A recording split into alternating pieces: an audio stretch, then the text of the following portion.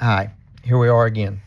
This time on our readings, we read Nietzsche's The Truth and Lie is in an extra-moral sense. We read The Human, All Too Human, The Gay Science, Beyond Good and Evil, Genealogy of Morals, and The Twilight of Idols. Friedrich Nietzsche, he was born in 1844 in Germany. His father was a Lutheran pastor, which would allow him to grow up in a religious household. He became a German philosopher.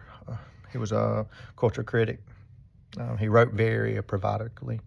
And as I read, I could clearly see that his style was very provocative. When we start taking a look at the first little bit with truth, Nietzsche, he said that truth was human-made.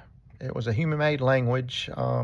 Recall the metaphors and the social conventions that construct what we call reality. However, when I stop, truth is rooted in God's nature. John 14 tells us that human language and concepts are limited, but God's revelation offers objective guidance. We have to ask ourselves, it makes me think, are my convictions grounded in God or inherited convention?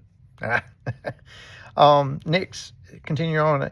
Morality arises, he said, historically and psychologically. That conscience, guilt, and punishment are that they're social tools, that they're not divine commands. Moral conscience reflects God's law written on our heart, right? In Romans, true moral growth involves discernment and alignment with God's will. We are to grow in obedience to God rather than merely following social norms. Don't you agree? Next, he was very artive. He was creative. His creative illusion and self-overcoming, that they're essential to making life meaningful in a world without metaphysical guarantees. Just as, joy, beauty, they're all attributes and gifts from God. And that's the only thing that he wouldn't step over to saying that they were from God and that they're from. And we have to give God the glory. And that'll strengthen our faith. And there's nothing that's going to substitute for that. Next, he was talking about free spirit. And he said that free spirit transcends herd morality. It embraces suffering and creates personal values. That greatness comes from discipline, courage, and self-will, which aligns a lot like us as Christians. That true freedom and moral growth come from surrendering to God's will. In Galatians, suffering is redemptive when we're united with Christ. It's not a test of just personal strength. We got to be looking at let God do the transformation, right? And that's what he does, rather than relying solely on self-will.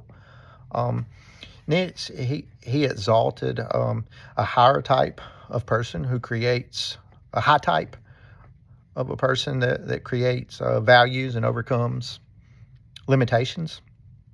God calls all people to holiness. We need to encourage personal excellence, right? And value and uplift others.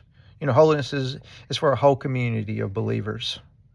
When I compare Nick to Aquinas, he represents a secular life, affirming philosophy in a direct opposition of Christian morality. He took Darwin's thoughts and moved it into like a form of social evolution. However,